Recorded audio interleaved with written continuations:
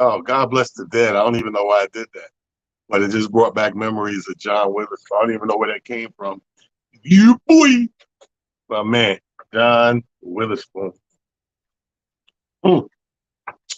Anyway, want to welcome everybody out to another installment and Chronicles of Motivation Monday. It's your boy Talent sitting in for both of us this week.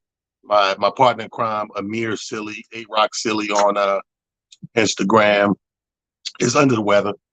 I think the nigga got the put it this way. You guys heard of monkeypox? Yeah, he don't have that. He don't have that. He had something else, but just wanted to know if you heard about it.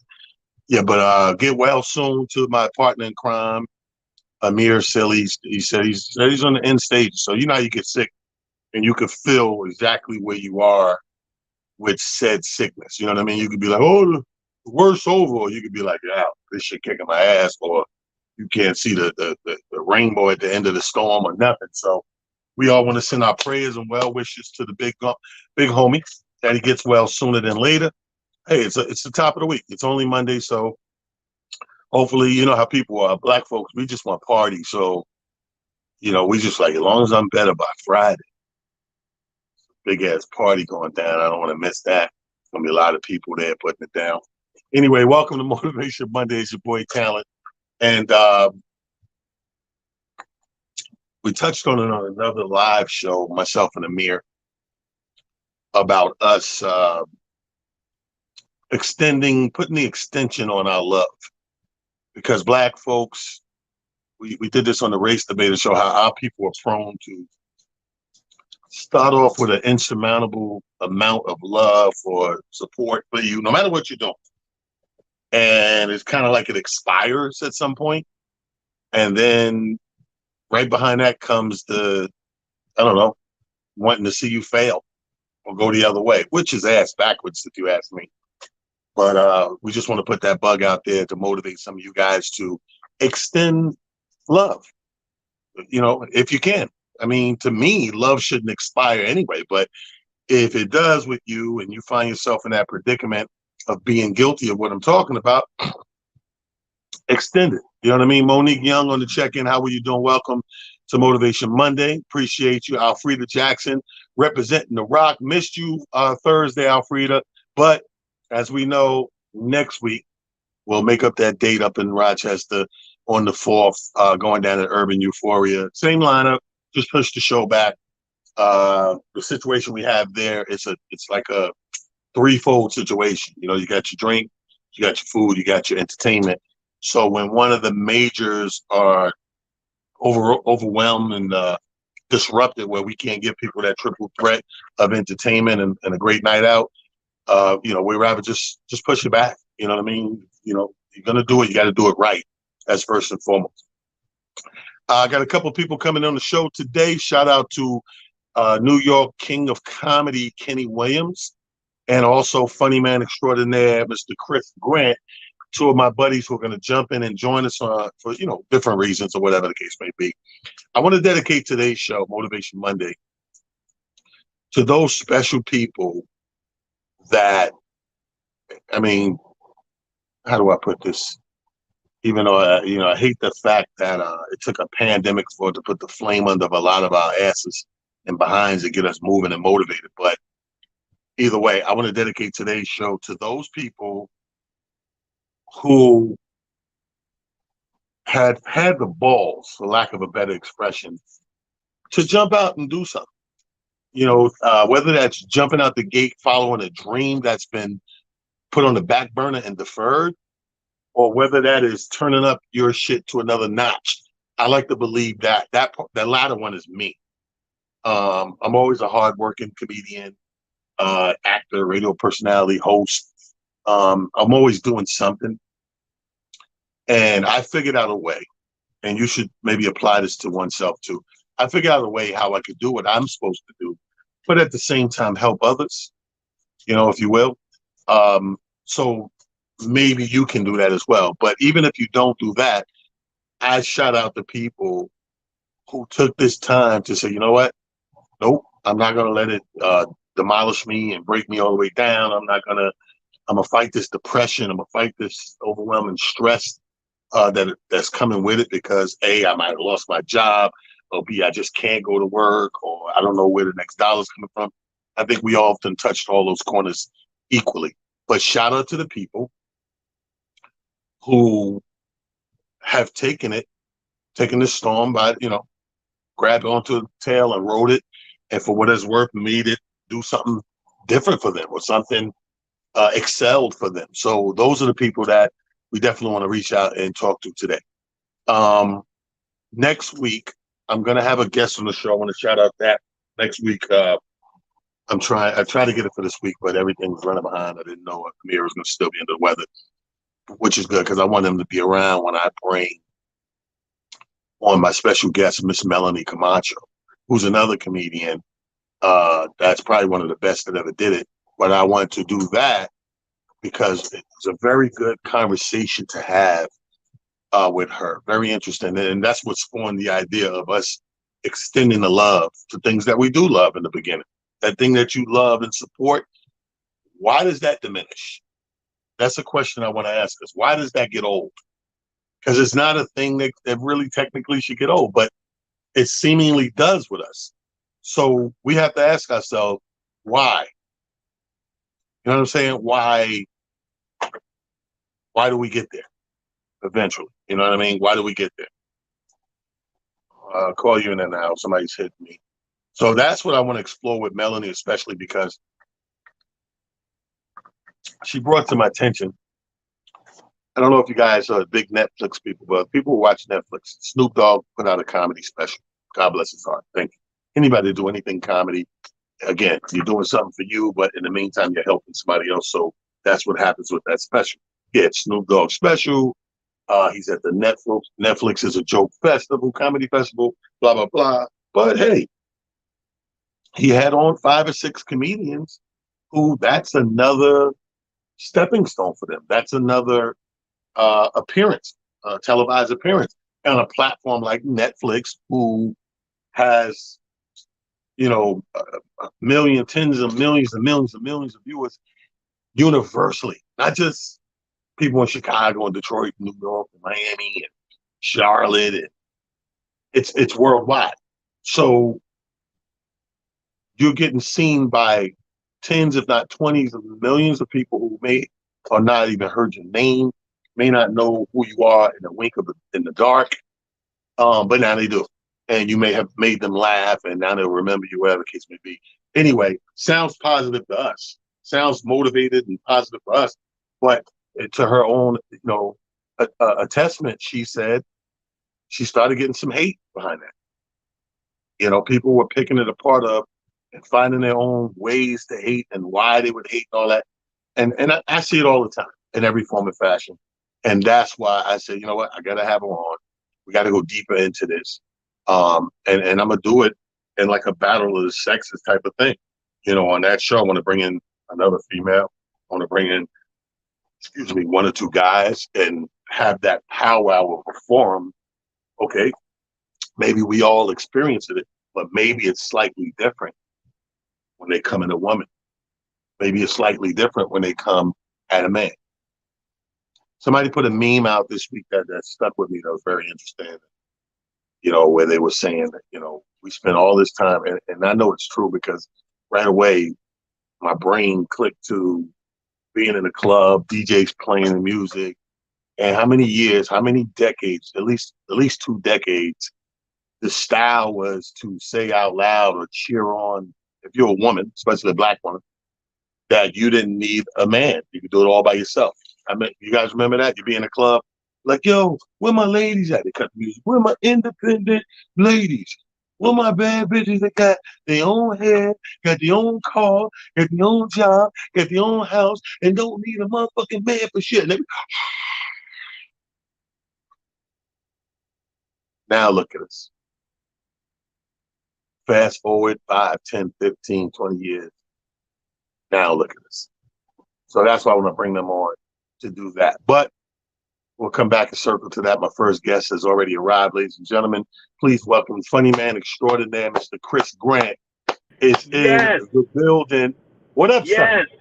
What it looked like, Mr. James Talon Harris, the legend. Well, what it looked like is you look like you one of those dudes on punishment.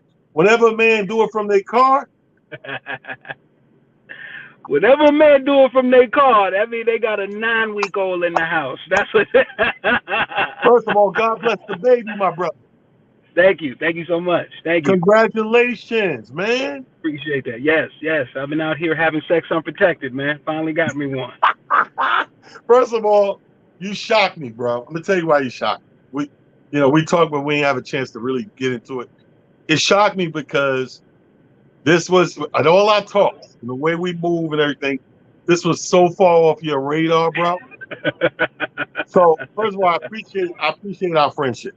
Let me catch the audience up on myself and Chris Grant. We have such a real tight bond to the point where the brother seen I lost a dog. One of my dogs passed away, a couple of them, and I'm waiting on him to pull up to the crib, jump in the car with him, go to a gig, and he pulls up with a dog. And I'm like, dude, where are we taking this dog? He's like, nah, brother, that's for you, man. Plug your hole. I know you hurt, you're going through it and everything. And even though it was real fast, and I wasn't, I probably was a week or two off from being there mentally, I didn't frown upon the gesture and what that took and what that meant. And you got to appreciate stuff like that. So I want to say thank you in that essence. Um, but tell us, man, let's start positive with new fatherhood, bro. How is Yeah, that for you? I love it, man. Like I ain't never felt this way about any female ever. You know what I mean? Like it's like when everybody says you feel like that unconditional love and protectiveness over what's yours. Like that's how I feel. Like my little heartbeat is like literally walking around and breathing and crying and grunting. You know, she's just precious, man. I love it, man. She done gave me all new material things. So I'm out here just using her for everything she got. I love about it though, and I hope you don't get like me, man. One of my biggest things was, especially with my first male was talent. So me and the mom, we split maybe 3 or 4 months before he's coming into the world, right? Okay. But it was just about work. It was no animosity, and I let her know like, "Nick, we planned to have this kid, so I ain't going Mhm. nowhere. I'm gonna be here. If we gotta do joint cut, whatever." So my son was such a good kid; he was able to really do that. He was able to go spend a week or two there, a week or two with me, and it was none. It wasn't like, "Oh, mommy left and he spazzed out," or "Daddy left and he spazzed." He was good with both places, right? Mhm. So, but the problem with me is with my kids is I'm one of them dudes that when I got the kids, especially when they was little, bro, I'm on pins and needles. Nothing can happen Yeah. while they Yes. with me. Are you like Yeah. Yeah. Yeah. I don't sleep at all. I think yo, you can't make no sounds in that room, bro. You cannot make yo, a sing. I hear a little. I'm like, she all right? It's 3:33 in the morning. Nobody's up. The cat getting water out the bathroom and shit. bro? All I hear is a grunt, and she all right? Funny shit. My girl right there next to me. She good. She good. Relax. Yo, I can't. Yo, bro, I could not. Like relax. It was so crazy because you know what it is. It's a double standard that way with us. We know damn well as the father, can nothing happen while he with the father No. because we're Yeah. never gonna live that down. Like the Yeah. No. women, No. No. it could happen. They can live it down. The father could never live it down. Every time you're gonna do Mhm. something with your kid, remember last time. Remember Remember the last. last time I left your yeah. No, see, because the last time I left you with your father, you came back missing a finger. Not this week. Right. So you're never gonna live that down. So first of all, second of all, congratulations again, brother. I was just talking about before I brought you in, and I want to get your take on this. I talked to Melanie Macho last week. Now I don't know if you had a chance to watch Netflix. Snoop Dogg has a comedy special. I heard you talking Uh, about oh, that. I'm shocked. yeah, it's called "Fucking Around" or something like that. But basically, he's fucking around. He's bringing his comic friends on. He sits on the couch. Oh, okay. They talk Okay. afterward. So now you got some heavy names on it. You got Cat Williams. You Okay. got Guy Torrey, D. Ray. You got Okay. Donnell Rollins. Okay. It's Oh, that's one all more right. missing, and then you got Melanie Camacho. She's the only Okay. female on there. However, everybody go up through, they set things over. First of all, it was super well produced. One thing, I don't care what you say, it was super well produced how it looked. And everybody, Mm-hmm. decent sets or whatever. And so I'm speaking to her about something else. And then she goes into, fuck people in the game and industry, blah, blah, blah. And I'm like, what happened? She said, well, I did that special. I said, yeah, I seen it. She was like, I'm getting hate left and right about it. I'm like, hate? How can somebody hate you? You did a TV outlet. It's good. It's a credit, whatever. Like, she was like, man, you'd be surprised, especially fellow females, even some of the males. Uh, she's getting everything from, oh, I heard that joke before. You've been doing that joke X amount of time to why would you even do that platform to, and I was like, yo, so I started this show of talking about these people in general.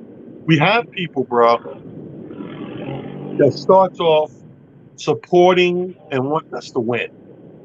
Then when it looks like you're going down a trajectory and a road to win, that expires.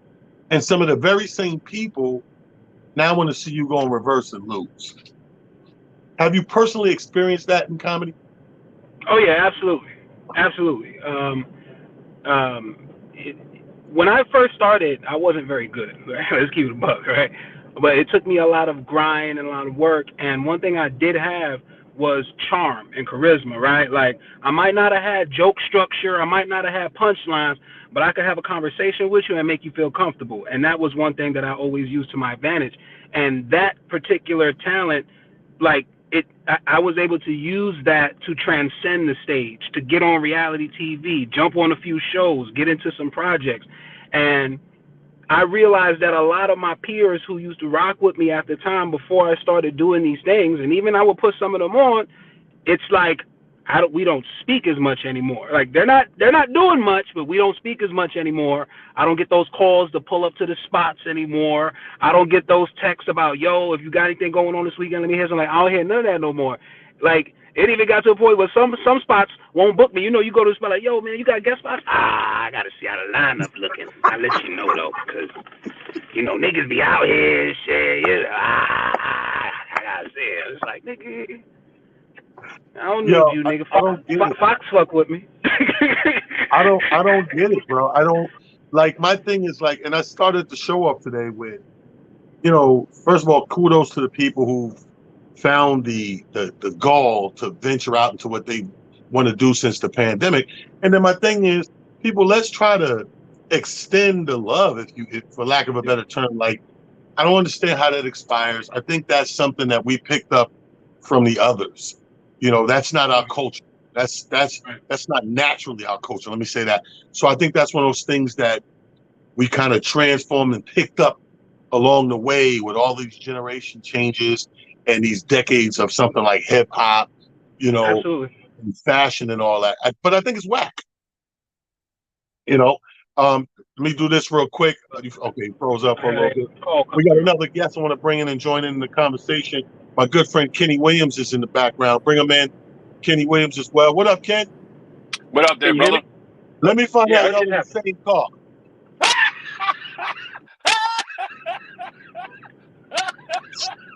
That's what it What looked like in the back of the Chris' car. hell? yeah. It looked like when I seen him, I was like, he in the car too. Well, I mean, it is that kind of time of day on a Monday. You know what I mean? And Yeah. you came in. I don't know if you heard what we just said. We were talking about the love and hate relationship of people like us that have these agendas and are going down these roads of success, and people in the beginning that are your advocates, your supporters. We want to see you win. You do that, blah blah blah. They be your poster children, if you will, help you along. And then when you seem like the trajectory is right and you're going down that path to win, it seemed like they put the thrusters on in reverse, and now they don't want you to win. As a matter of fact, I want to see your demise. Have you but experienced that? oh yeah, and it's once you understand. I think once you understand that if you develop a relationship outside of, we're all coworkers at the end of the day. You know what I mean? So if you get so personalized and internalized how someone else feels. Like this ain't you ain't gonna see this person at the cookout at the family reunion. You know what I Mm. mean? And I think we so much go, yo, I thought we use love and friend very loosely. You know what I mean? So once you understand that this person is just they're trying to go for the same thing you're going, and once you start to pivot, you know what I mean? They're not gonna. Some people are not gonna go down, or not gonna go on the journey with you. Right. You know what I mean? They're just Yep. not gonna go on the journey. And it's so funny, even if you don't see it within yourself, you see it with other comedians, man. You know, it's like you know, and not to just drop it. I guess because we really know Kevin Hart, like they go at this cat like hard, and I guess because we all came up in the same era, and we all started the same like sort of starting point, and one guy sort of they feel in a certain place, they start to like hate and go, oh man, I don't, you know. But it Once don't make again, sense. Like, think about it like this. If I got a choice, then Joe Schmo out of Wisconsin blowing up and getting the #1 spot, and Kenny Williams, I'm rooting for Kenny Williams all day, just for the fact not only that I want to see him win, but plan B of that and plan C of that in retro is I got a guy on the inside. yeah. So now if I come up with these projects, television, film, music, I'm writing, whatever, I'd rather have a guy on the inside that I could go, hey man, can you check this out, man, and see what I got? Maybe you can green light it. Or if you can't yourself, you know what hands to put it in, because I got a guy on the inside. So I don't understand why people want to not have a guy on the inside, rather somebody else get it that don't know you from Earth. So they ain't gonna help your plight. But it comes back to good old fashioned jealousy and envy. You know what I mean? Like it's cool when you're not doing, you know, you're not there. But once they see you just getting a little edge, it just becomes simple jealousy and envy. Yeah, They I feel don't, outpaced. I don't get it. Chris, what's happening, baby? I said they feel outpaced, right? Mm. Remember Nina? Remember Nina? We met at Caroline's. I remember Nina. Nina ain't touching a mic a day in her life before that night, right? Remember that? Yep. Then she started doing comedy. Now Nina's touring. She in Morocco, Palestine. She's doing wild shows all over the country, doing the chocolate sundaes, skipping the whole line, hanging out with Dave and everybody. And I already see a lot of the people that she met when we met her around the time, they do not talk to her anymore. And I'm like, yo, bro, like, this is your friend. Like, she's winning. Like, support her because she's sweet. She gonna take you with her if you stay loyal. Like, this is why our friends. This is why we support our friends, because they're our friends, and friends look out for one another. If you're a true Right. friend, you're gonna push your friend. Like who's the one who got the most? Who's the funniest? Which one of us has the most potential to pop? You, John. All right. So you know what? We all gonna pump John shit. Pump But John see, shit. once John is the nicest one I always pump John shit. Then John gonna do the Adam Sandler. Boom, everybody in a movie. In every movie. but see, Chris, once again, some people are just not really your friends. We keep on saying friends, like, and I think people don't have a clear idea of what that really means. You know what I mean? So it's like we coworkers. You know, some people are really just coworkers, and I'd rather see it early than I get to a point and then you cut my throat, and I had to realize you really wasn't a friend anyway. You know what I Right. mean? So it's like a true, like you said, you really find out who your friends are, not when it's all good, when it's real bad. Right. You know what I mean?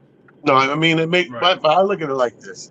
Like I just said, air and opportunity. I look at it really the biggest benefit from it, from people that we know, our colleagues that we work with, work close with, making it. I don't care if they're in the 1 spot, 2, 3, 4, 5 spot. All of that is money in the karma bank. You're in Yeah. position because they're in position. You're in position. You know, like a joke we made up this week, Chris. I don't know if you had a chance to see Heart to Heart episode, the last episode. So it comes on and he's interviewing Chris Rock.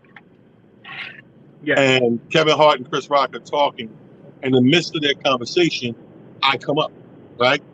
He's like, "Oh, I'm Yeah. trying to get my thing to pop, blah, blah, blah." He said, "Some dudes, man, they master this shit like talent, blah, blah, blah, blah, blah," right? So, of course, my thing pops, go viral, everybody sending it to me.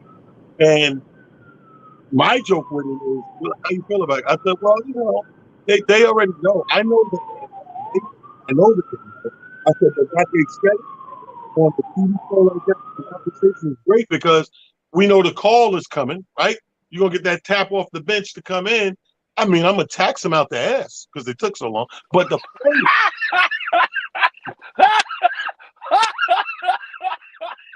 it's gonna be the most expensive special ever. That's It's gonna be like it. the taping Bad Boys 6 $20 million budget. They're gonna be like, why we need so much money? My shirts, nigga. So bottom line you is, heard the interview. You heard the man. the bottom line is I get this invisible thing in my brain and my heart called the Bank of Karma. Karma Bank never closes. Regular bank close 6, 7 o'clock, not open on weekends, can only use the ATM. The Bank of Karma is everything you do and put into this thing. Everything good gets stacked up. So your balance just keeps growing like any other savings account. Everything you do wrong or detrimental or devious, you deduct it out of it. It's the Bank of Karma. It never closes. So all these guys that I knew, whether they came through the school of talent or not, just the fact that I know them and could call them a colleague, friend, or whatever, I like that they're in position. I'd rather them be in position than a bunch of guys and girls in position that I don't have a connection with. That I got to go. Can you imagine? Who doesn't want to? At this, I got 31 years in the game. Can you write up there, Chris? How long you got now? I'm about 17. 17. Who does at this stage of the game where we are? Who doesn't want to go into somewhere and have a meeting over an audition? That's the difference in a meeting and an audition. If I don't know that person and they go, "Oh, we got this new movie, this new project," and they calling people in, I get there, we all sitting out there reading the sides and all that stuff. It's an audition. I would rather know that guy who's doing that project to go, "Can you come in for a meeting?" And sit at the table, and it's a meeting. That's a big difference. I'm not trying to beat you guys out no more. I know the head honcho. He just want to Yeah. know, can we work it out in my income? Yeah. So Is it? I'd rather people in position like that than not. My first 15, so let's break it in half. 15 years, that 15 years, we didn't really have anybody in a Kevin Hart seat that we knew personally. We didn't have a person. These guys who were at the top echelon, first of all, they weren't majority black people of color. You go back 15, 20 years. But now that they are, now that black comedy's dissolved into comedy, it's a different time. You know what I mean? And you rather, like I said, know the guy when you go, how many times uh, in radio we go to these big conferences and things, it's a much bigger weight lifted off your shoulder when they open the door and you know these guys. Yeah. And then it's like, you know what I mean? Like when you go to work, no one wants to be the new guy. No one wants to know the new guy. The new guy. Uh, You know what I mean? But The first thing they say is, "Who the fuck's the new guy?"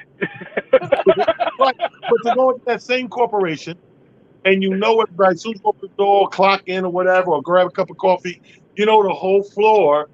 You can't tell me it's not a different weight off your shoulder, a different flow of events that day.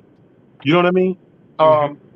So bottom line, I had to shout that out because next week I'm going to have on Melody Camacho, a couple other comics to chop that up because we all go through that in our own different way. I watched David Arnold on somebody's live yesterday for a few minutes, and he was kind of brushing on that as well. Here's the thing. He's now in his bag where he wanted to be all along, right? So now, you know what he can't forget? He can't forget all the people along the way that told him he wasn't marketable, he wasn't shit, he's not what they're looking for. He don't have the back look or da, da, da. Because the powers that be, like I said, you go back 15, 20 years, somebody of no color used to tell us people of color how we're supposed to look. Think about that. People with no color used to tell people of color how they're supposed to come off, look, act, smell, you know, sound, and that's wrong. So now black is up. So we got this. I mean, come on, man. In this stage of the game, I know that they work. Yeah. Yeah. Was that Yeah. my Wi-Fi or yours? It's just amazing. Is yours because every time you block out his sound, Yeah, it's probably it's yours, Chris, because every time you talk, my cigarette lighter goes on. Man, if you don't, nigga here, B. Nigga here. I'm just Man, I don't gotta take this, man. You ain't had to call me on here to talk down on me like that, there, man. well. First of all, Nigga, I need you call me here. on the show just to mess with me. No, I need you. Here's the thing. I need you at the Stress Factory. Not this month. Next month. Last Sunday. Okay. Can you make it? I'm down. You ain't got. Yeah, you ain't You got. got I'm a free there. too? yeah, I should be free. All right, double check it. I'm gonna keep talking to Kenny. Chris, I appreciate you popping in, brother. Watch the baby. If you ain't doing nothing, Chris, come holler Friday, man. We got a little something in White Plains, man.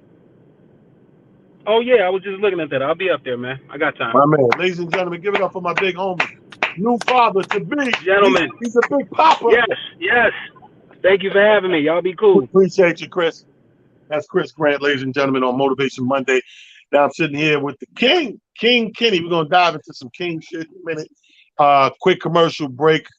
I want to let everybody know this week is going down Wednesday in Harrisburg, Pennsylvania. The original King of Comedy, D.L. Hughley, will be with me in Harrisburg. Opening acts, Richie Redding, Monique Latisse, hosted by yours truly. We're going to be putting it down. Shout out to my man Boots and Handles in Harrisburg. They got weekend Wednesdays every month. We do this. So this month, this Wednesday, and 2 more days, we have the luxury, the pleasure of my man doing the biggest favor since I've been in this role by coming through, DL Hewley. So get your tickets, people. If you're out in PA, close to Harrisburg, come see us. Also, Thursday, I got a double whammy, King, on Thursday. I'm going to be in Brooklyn. With Sink got that room in Brooklyn. I'm going to do Sink's room and then come and cut through Manhattan and do Smokey's room. And call it a day because Friday I kick off my after work in White Plains at the Coliseum. Saturday, you're going to find this interesting. Dave Shepard's birthday party.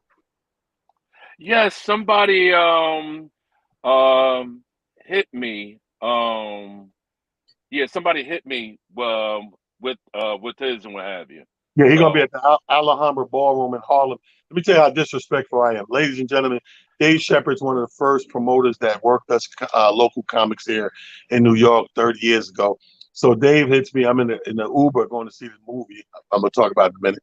And he goes, he said, "Hey, Talon, what's up, brother?" He said, "Now you know I never try to censor my comics or tell them what to say and da da da da." So now you know the censor's coming, right?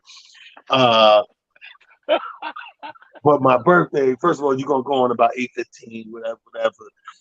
But I just want to put a bug in your ear, man. My pastor is coming, my female pastor from up my way. So I don't really like censoring. I'm just saying, could you be, mindful, blah blah blah. So I affectionately said, Dave, you ain't got to worry about that. Fuck your pastor.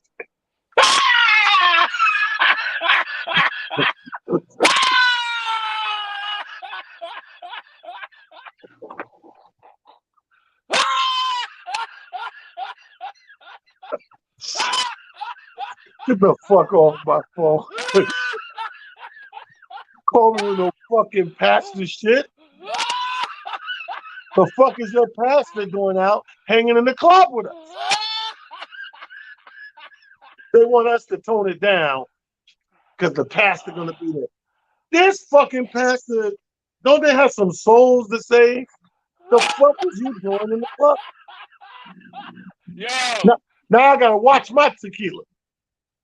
Yo, I just came back from Jamaica, man. The cat tells me the day of, and we can do it. We can adjust, right? He said, "Yo, it's gonna be an outside, so They don't want no profanity and I'm like, I can do it. Like we can do these, but you like why? Like I can see if I'm in church, I can see if like it's a certain situation, but come on, man. Let me Like let me help you out, Kenny. First of all, it's against the law. what you mean? You can't do a show outdoors in Jamaica and curse. Oh, I know that. I know that. So yeah, I learned the hard way. No. You know what's so funny? I did this tour way back. It was Tony Woods, Freddie Ricks, Dawn B, Nikki Carr, right? Yo, Tony Woods could not stop cursing. Yo, they had the guns by the stage. They was about to yank this dude, man, right? And I'm the only one that was mindful of it. You know what I mean? Like you had to know, like especially Tony Wood. He been traveling across this world way before. What you mean I can't? I can't. What the fuck? Yo, he did the same thing. Not even in Jamaica. I mean, when I did it, I honest to God didn't know right the rules, and whoever we was working for never told us either. So they give me the mic. I'm just going out, and like you said, the guys got the guns. They're getting closer and closer to me on the stage, and I'm like, and my dumb ass is like, these cops really like my show. They want to hear the quotes. They want to.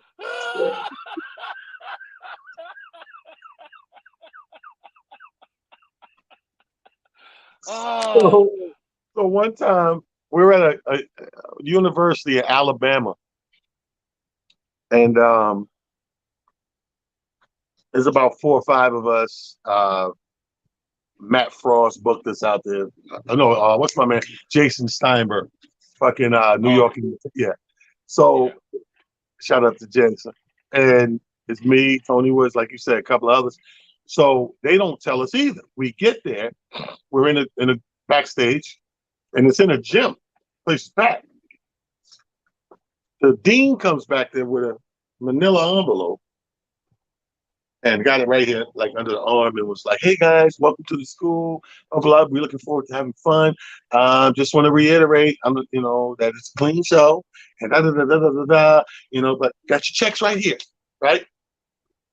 This lady goes sit at the very. Nobody's in the front row. Gym is packed, but that's a whole nother ignorant thing. Everybody skip the front row. People, I tell people all the time, if you sit in the second row and nobody's in the front row, now you are the front row. Yeah. Anyway, whole nother thing. So anyway, she's the only lone survivor in the middle chair in the front row. Got the envelope right here. So you feel the pressure, right? So I'm like, okay, let me fucking tiptoe through this shit. Everybody tiptoe through this shit. Nobody's getting that big crazy response like they used to because you dilute the joke and all that. Tony Woods go up. He's last. Tony Woods, smoking a cigarette. Yeah, man. Damn Dean gonna come back there and hold everybody hostage and threaten us and talk about we can't curse. Y'all want to hear that Def Jam stuff, don't you? Because yeah, he was like, yeah, fuck her, right?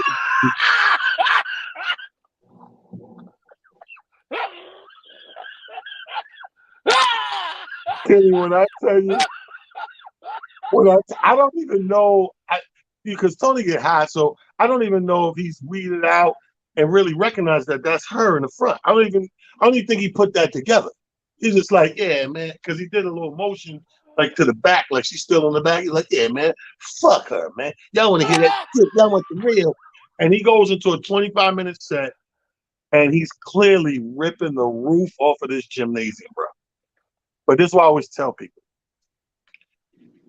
It's not about, we get caught up in, I ripped the crowd. But when that lady told me she got my check in her envelope and to watch my motherfucking mouth, I watched my mouth. I left with my check. She came in the back. Oh, great show, guys. Here you go. Here you go. Thank you so much. I'm going to let them know we want to have you back homecoming. Here you go. Hey, everybody check. It got to Tony Woods and said, call your agent. and walked out. Homeboy said, Wow. "No, you gave everybody a check? Yeah. You didn't get yours? No, she told me to call Jason." And I was like, I know one thing. I was in my hotel room that night, like,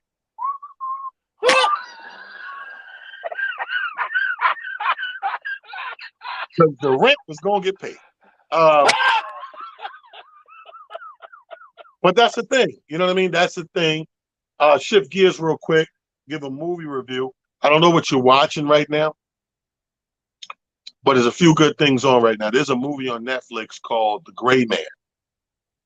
I Action. heard of that. It's good. It's good. If you It's like the action, it's good. I went to okay. see. Now I was on the road. I should have knew going to the movie today was not a good idea because I was on the Why? road. I went to see Thor. Dope. I was feeling good. The next day, I went to see what's the other shit out? Jurassic Park.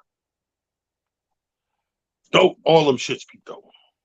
I think I know where you're going. I Nope. fucked around and just went to see Jordan Peele's movie. Nope. I knew. Hey, hey, Yo, ask me, should you go see it? should I go see it? Nope.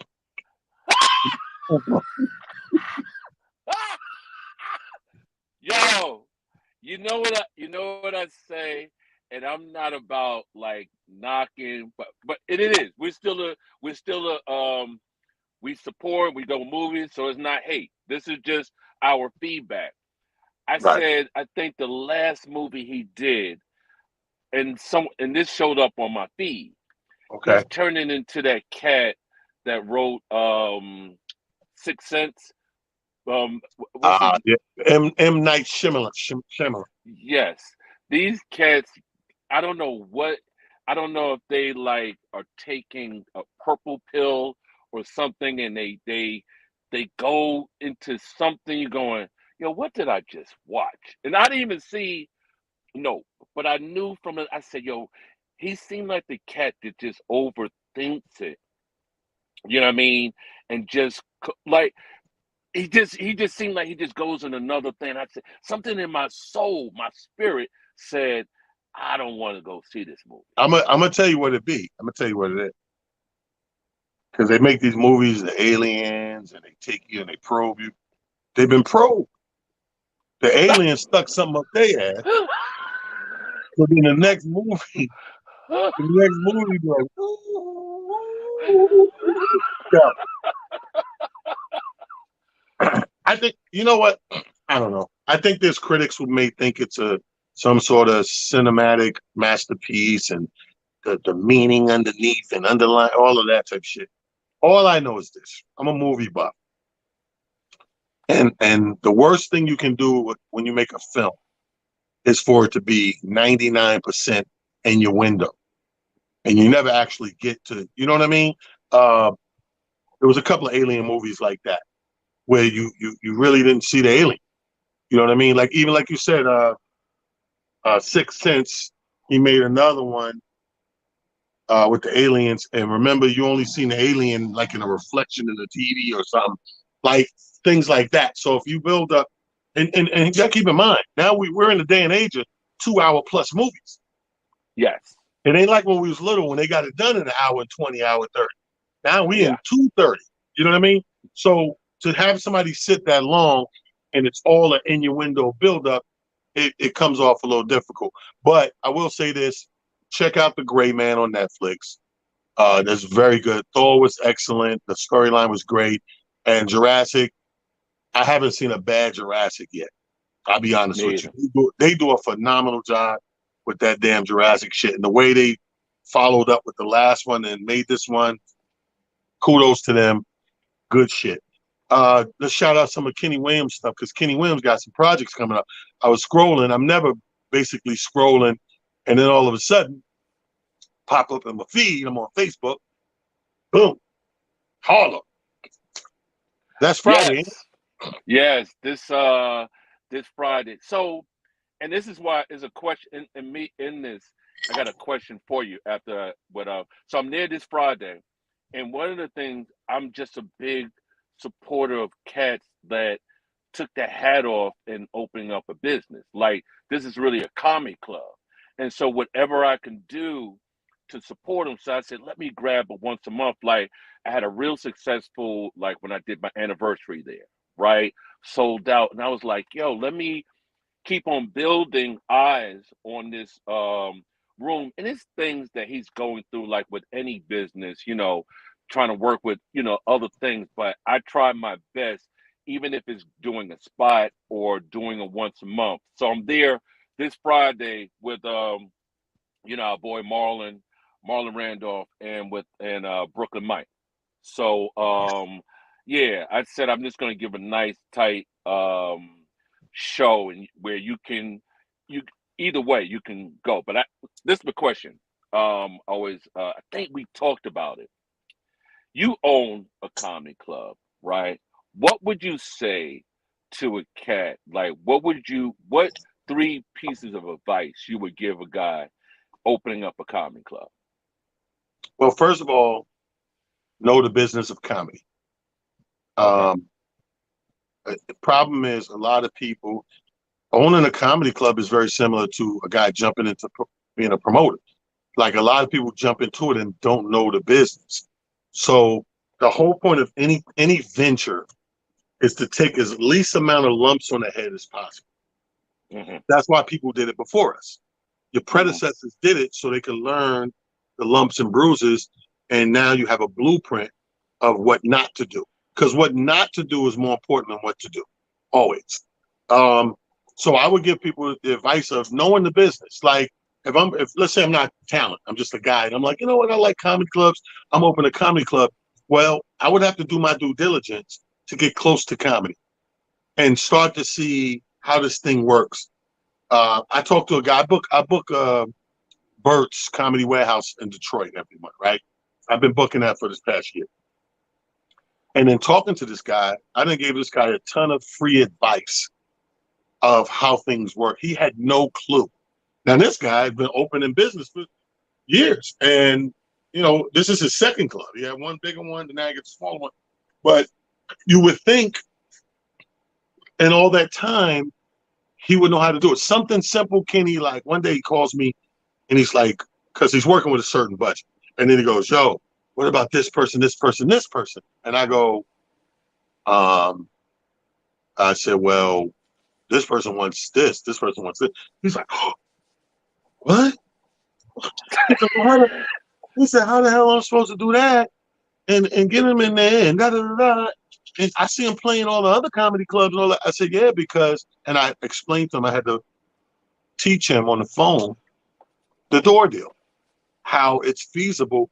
Like if you go to say, I want Gary Owens for the weekend at my comedy club, and you call like that, yeah, you're looking at about $50,000, $60,000 for the weekend. He's like, how the hell can I do that? I said, well, what real comedy clubs do is they give a percentage. Gary Owens may come and get 80% of the door or 90% or whatever his people works out, which on a sold out weekend will make him that kind of money. You know what I mean? He's like, oh, I didn't know that. So here's a guy, like I said, you're in it, but you didn't do your due diligence to learn every corner and aspect of said business. That would be my number one thing right there.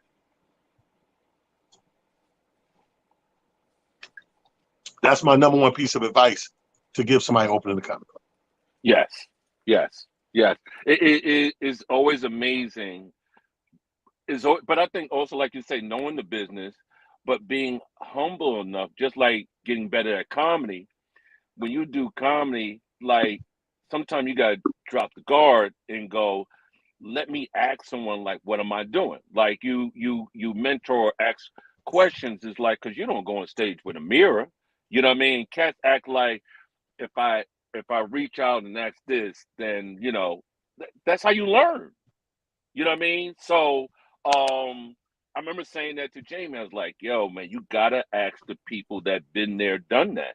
Like yourself, doing your comedy club. I remember Terry Hodges, because a lot of cats would say they open up a comedy club and it's a one night off. Yeah, I mean, like Right. it's a one off. You know what I mean? Right. And a comedy club is like you said, that's open anywhere from Tuesday, mostly mainly is from Thursday to Sunday. But you got to be open multiple days to see that sort of revenue, profit. Right. You gotta Yeah. be open. Your business plan is priority. You know what I mean? But also too, like you have these people, and not just this particular case. You have people in general who that is their problem. Is that I don't know. I don't know why our people feel like this because this is really our people problem. We feel that to reach out and ask questions on something makes us weaker Hmm. or makes us come off whatever. Doesn't matter. If Yeah. it's going to benefit your business, what does it matter? You think I care if I got to call you? You got a chain of soul food restaurants. I opened my first one, and I got to call you. Hey, Kenny, man, I'm having a problem with the blah blah blah and the chicken and that. And you go, oh yeah, da, da, da. I don't give a damn that you hung up the phone and said, man, he called me, find out how to maximize the chicken at the spot that he just opened, blah, blah, blah. I don't care about that. You know what I care about? Is that you actually gave me the blueprint and the answer to the problem I was having to fix it so I could prosper. Yeah. Our people have this problem, like for us to tap into each other makes us weaker, makes us Hmm. look less efficient, or makes us look like we don't know. Well, here's the thing. You may not know that thing. It's okay to ask somebody who knows that thing, the answer to that thing, because you're trying to be here for a while. You're trying to create a business. But I mean, I know exactly where you're going with that because I've seen on more than one occasion and talking to more than one person, it, he has, I guess, that chip, so to speak, that would, enables him from getting the information from people like he could.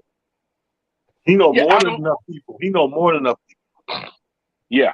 But I think I still, my hat still goes off. I'm not saying it people. anywhere Absolutely. he's doing a good job as far as doing it. That's why I've always respect Jamie. And then Jamie is a cat that comes from business, being accountant and working in radio and stuff like that. So he's not a cat that don't get it. You know, some guys, like you said, are just worker bees. You know what I mean? Like we always talked about, like, why does this cat like post a flyer or this and that? And I remember you always telling me, you said, yo, man, you gotta understand that some guys are just worker bees. You know what I mean? Right. They're not gonna be those guys to control their fate or destiny and do their own room or produce their own show. They're just gonna wait for you and see, yo, you got any work? Yeah, yeah. Why don't you create your own work? Why don't you produce your? It don't take much. We ain't talking about um starting a show at King's Theater. You know what I mean? But Right. you can get yourself a 50 or 75 seater that can cover some of your bills, and you don't have to be depending on always having to call someone. You know what I mean? Well, that's why I got into it, and the direction I took is because I took the direction of okay, you have to step outside of what you want and what may actually be.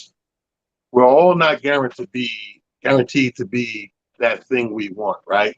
So let's say you want to be, you know, what I mean, people want to be a cop and end up being, they want to be the police chief. They end up being the mayor.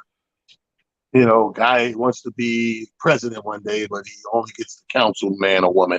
You just don't know. So in the beginning, if you can help it, there's one thing I learned in school is to have to plan for that other thing, just in case. There's no guarantee of either way.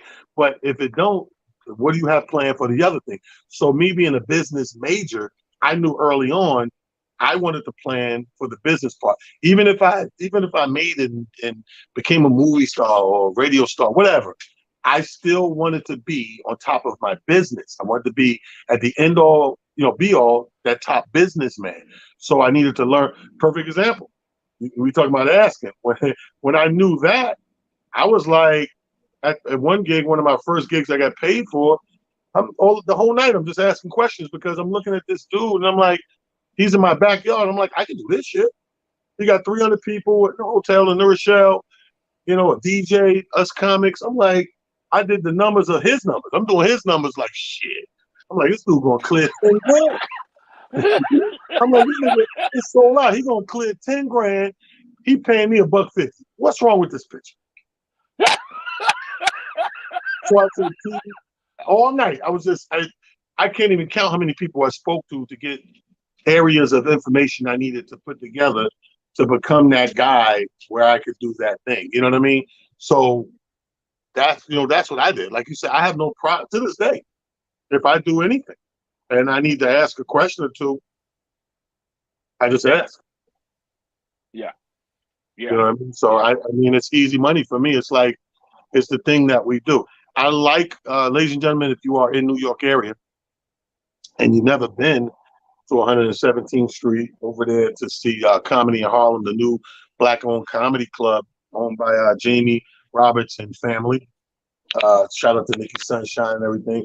You got to check it out.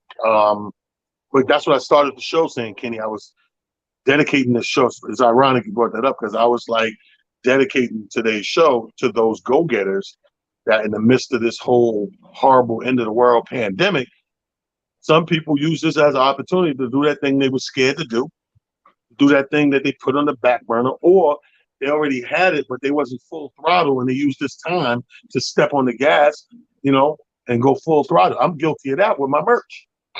Mm-hmm. I was, always did my merch, but I was moving at a certain pace. And then with this thing happened, it made me step on the throttle and take the merch to another level. You know what I Yeah. mean? So Yeah. hats off to those people that have the balls and gall. Because if you're a guy, you got the balls. If you're a girl, you got the gall. Get it? Well, then again, this day and age, you could be a girl with the balls. Do you, boo boo? But see, you know what happened for me. You know, a lot of times it comes out of um a situation while you wind up going in a direction. Like we're doing the cruise next year. We're going back to cruising, right? And Right, that came out of the promoter um booked me on the cruise, right? And like he said, yeah, man, I got you, but just didn't never really. He never confirmed it. It got closer, so I said, yo, I just made my arrangements. You know, you reimburse me, right? Got close. He was like, man, I can't do it. I said, either way, I'm gonna make it a vacation. I'm going to go on a cruise because I like the cruise, what have you. So he finally approached me because you know how you go to a spot and if you good people go, are you going to perform? Nah, I'm just here vacationing. What? Come on, right? You know, and so his people cornered him. So I knew that he was going to come to me. I said, before you start this conversation, if it ain't the right number, I'm gonna stay on vacation. If it's the right number, we'll make something happen. It wasn't the right number. But one thing that and I wound up not performing. One thing that it made me do is like I could do this myself. You know, as far as like the cruise, like Priscilla became the travel agent, you start booking, you see how it's done. And I think a lot of cats and the same thing with your comedy is like we all say, "Yo, man, I want to be like such and such," but you don't ask the question. You don't put the work that needs to get it done. right. I mean, well, Yeah. that's everything in life, brother. Unfortunately, that's everything in life, man. You got to put the work in it takes to get anything you want done. And that's just how this shit goes, bro. Like, and then you got to question yourself. Even in those lucky scenarios where shit gets done and you didn't put the work in, I would question that. Hmm. Damn, how strong is the foundation of this shit I'm doing? How long is it going to last? Is it bona fide? Do people respect it? Blah blah blah. How can I still improve on it or strengthen it or make it better? Because that's really what you do when you assess anything you do. Like there has to be an assessment period, right?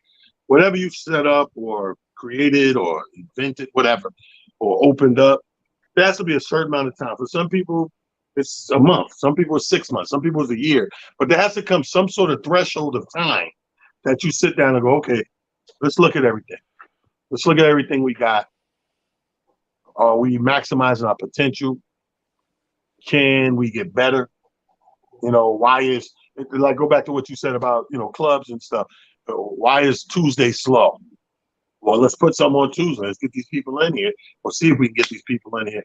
I.e., why do you think when you look at a club format, I'll say this and let you go. Why do you think you get to a club format? You see a lot of the clubs have a variety of things going on throughout the week to get the heads in there. Karaoke's on a certain night, open mics on a certain night, comedy's on a certain night, DJs on a certain night, hookah night, drink specials. They think brunch. They think of all these different things they can do, live band, to give people a variety of things throughout the week to keep heads coming in. Yeah, I was in there Tuesday, but that was karaoke. I'm going back Thursday. They got comedy. I'm going back Sunday. They got the brunch with the mimosas, man. You give all these little things because if you have a spot that people don't mind being in, all you now have to do is entertain them. Mm-hmm. I want to thank you, man, for your time today, my brother. It really helped out. Amir Silly is under the weather. He got the what is it called? Monkeypox? Yeah. Yeah, he don't have it.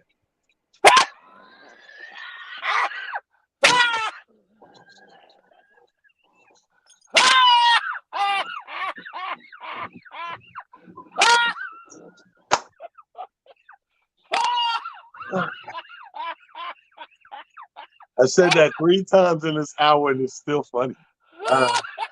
Listen, Kenny Williams, ladies and gentlemen, check him out.